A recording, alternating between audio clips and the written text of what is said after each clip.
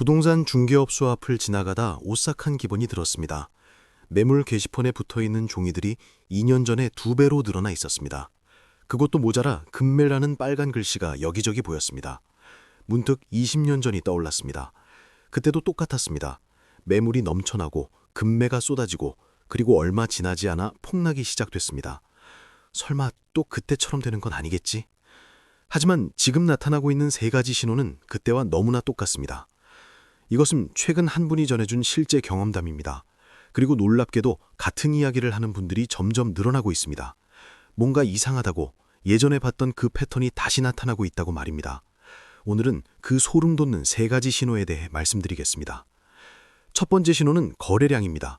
거래량이 급격히 줄어들고 있습니다. 팔려는 사람은 많은데 사려는 사람이 없습니다. 부동산 중개사들이 한숨을 쉽니다. 손님이 또 끊겼다고 말합니다. 2008년을 기억하십니까? 금융위기 직전이었습니다. 당시에도 똑같은 현상이 있었습니다. 거래량이 급감했습니다. 시장이 얼어붙었습니다. 사람들은 관망했습니다. 지금 사면 손해일 것 같다는 불안감이 퍼졌습니다. 그리고 실제로 몇 달 후 집값이 무너지기 시작했습니다. 한 분의 이야기를 들어보겠습니다. 이분은 작년 초부터 집을 내놓았습니다. 신도시의 30평대 아파트였습니다. 처음에는 7억 원을 불렀습니다. 몇 달이 지나도 연락이 없었습니다. 6억 5천만 원으로 낮췄습니다. 여전히 반응이 없었습니다. 지금은 6억 원까지 내렸지만 문의조차 없습니다. 중개사는 말합니다. 요즘은 보러 오는 사람도 없다고 말입니다. 예전 같으면 주말마다 서너 팀씩 왔는데 지금은 한 달에 한 팀도 안 온다고 합니다. 그러면서 조용히 덧붙입니다. 2008년 때도 이랬다고 말입니다.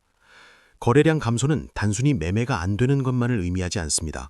시장의 신뢰가 무너지고 있다는 신호입니다. 사람들이 지금 사면 손해볼 것 같다고 느끼는 것입니다. 이런 심리가 확산되면 집값은 방향을 잃습니다. 더 무서운 것은 악순환입니다. 거래가 안 되니 가격을 낮춥니다. 가격이 낮아지는 것을 보고 사람들은 더 기다립니다. 더 떨어질 거라 생각하기 때문입니다. 그러면 거래량은 더욱 줄어들고 가격은 더 내려갑니다. 이것이 바로 폭락의 전조입니다. 두 번째 신호는 미분양과 입주 물량입니다. 곳곳에서 미분양이 쌓이고 있습니다. 새로 짓는 아파트가 팔리지 않습니다. 건설사들이 급합니다. 분양가를 낮추고 프리미엄을 주고 온갖 혜택을 제시하지만 소용없습니다. 동시에 엄청난 입주 물량이 몰려오고 있습니다. 지난 몇 년 동안 분양한 아파트들이 이제 완공됩니다. 수만 가구가 한꺼번에 쏟아집니다. 이 집들을 누가 살까요? 젊은 세대는 집을 사지 않습니다. 기존 주택 소유자들은 팔지도 못하는데 추가로 살 여력이 없습니다. 90년대 후반을 기억하십니까? 외환위기 직전에도 똑같았습니다. 전국에 미분양이 넘쳐났습니다. 입주 물량이 폭발했습니다. 공급은 넘치는데 수요는 없었습니다. 결과는 참혹했습니다. 집값이 반토막 났습니다. 빚만 남았습니다. 한 건설사 직원의 하소연을 들었습니다. 이분은 20년 넘게 건설업계에서 일했습니다. 그런데 요즘처럼 힘든 적은 처음이라고 합니다. 분양에도 안 나가고 완공에도 입주자가 없고 은행에서는 돈을 빌려주지 않는다고 말입니다. 더 심각한 것은 지방입니다. 지방 도시의 신도시들은 이미 유령 도시가 되고 있습니다. 입주했지만 빈집이 가득합니다. 불은 켜지지 않고 상가는 텅 비어 있습니다. 젊은 사람들은 떠나고 남은 것은 빈 아파트뿐입니다. 이것이 지방만의 문제일까요? 아닙니다. 수도권도 위험합니다. 외곽 신도시들도 비슷한 징조가 보입니다. 입주 물량이 쏟아지는데 수요가 따라가지 못합니다. 시간이 지날수록 매물은 쌓이고 가격은 내려갑니다. 세 번째 신호는 가장 무섭습니다. 바로 패닉셀링의 조짐입니다. 패닉셀링이란 공포에 질린 사람들이 손해를 보더라도 급하게 파는 현상입니다. 이것이 시작되면 걷잡을 수 없습니다. 지금 곳곳에서 급매가 나옵니다. 시세보다 수천만 원 낮춰도 팔겠다는 물건들입니다. 왜 그럴까요? 대출 이자리 못 감당해서입니다. 금리가 오르면서 월 이자가 2배로 늘었습니다. 월급으로 감당이 안 됩니다. 빚이 눈덩이처럼 불어납니다. 특히 은퇴한 분들이 위험합니다. 노후 자금으로 집을 샀는데 집값은 떨어지고 대출 이자는 올랐습니다. 연금으로는 이자도 못 냅니다. 결국 집을 팔아야 하는데 손해를 보더라도 빨리 팔아야 합니다. 이런 급매가 늘어나면 시장 전체가 무너집니다. 2008년에도 똑같았습니다. 처음에는 한두 건의 급매였습니다. 하지만 급매를 보고 사람들이 불안해했습니다. 우리 집도 저렇게 될까봐 두려워했습니다. 그래서 먼저 팔려고 했습니다. 급매가 급매를 낳았습니다. 결국 시장이 붕괴했습니다.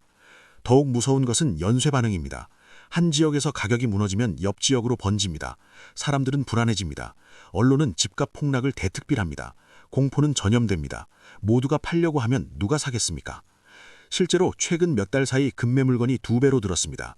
부동산 앱을 열면 금매 표시가 도처해 보입니다. 가격을 대폭 낮춘 물건들입니다. 하지만 그래도 팔리지 않습니다. 사람들은 더 기다립니다. 더 떨어질 거라고 믿기 때문입니다. 이 세 가지 신호가 동시에 나타나고 있습니다. 거래량 급감, 미분양 증가와 입주 물량 폭증, 그리고 패닉셀링의 조짐. 이것은 과거 폭락기 직전과 똑같은 패턴입니다. 역사는 반복됩니다. 경고 신호는 이미 켜졌습니다. 그렇다면 우리는 무엇을 해야 할까요? 첫째, 냉정하게 상황을 직시해야 합니다. 희망적 사고는 위험합니다. 언젠가 오르겠지, 지금은 조정일 뿐이라는 안일함은 큰 손해로 이어집니다. 시장이 보내는 신호를 정확히 읽어야 합니다. 둘째, 본인의 상황을 점검해야 합니다. 대출이 있다면 이자를 감당할 수 있는지, 집값이 더 떨어지면 어떻게 할지 등 최악의 시나리오를 준비해야 합니다. 급하게 팔아야 하는 상황이 오지 않도록 미리 대비해야 합니다. 셋째, 조급해 행동하지 말아야 합니다. 주변에서 급매로 판다고 해서 따라 팔 필요 없습니다. 본인의 계획에 따라 움직여야 합니다. 패닉에 휩쓸리면 더 큰 손해를 봅니다. 넷째, 현금 유동성을 확보해야 합니다. 모든 자산을 부동산에 묶어두면 위험합니다. 급할 때 쓸 돈이 있어야 합니다. 집값이 떨어져도 버틸 수 있는 여력을 만들어야 합니다. 마지막으로 새로 집을 사려는 분들은 더욱 신중해야 합니다. 지금이 사야 할 시기가 아닐 수 있습니다. 조금 더 기다리는 것이 현명할 수 있습니다. 급할 이유가 없다면 관망하는 것도 전략입니다. 역사는 교훈을 줍니다. 과거의 실수를 반복하지 말라고 경고합니다. 지금 나타나는 신호들은 우연이 아닙니다. 똑같은 패턴이 반복되고 있습니다. 준비된 사람만이 살아남습니다. 여러분은 준비되어 있습니까? 이 세 가지 신호를 보고도 여전히 안전하다고 느끼십니까? 이 영상이 작은 경각심이라도 드렸다면 구독과 좋아요 부탁드립니다. 여러분의 소중한 자산을 지키는 데 도움이 되고 싶습니다. 감사합니다.